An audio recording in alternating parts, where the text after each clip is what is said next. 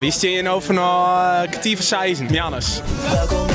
Nu zo'n uurtje, 1,5 uur. Ik sinds 10 uur ongeveer. Oh, hoe laat waren we hier? Rond 8:30 of zo. Maar we waren wel al om 6 uur vertrokken. Vanaf 10:30 ongeveer. Ik ook.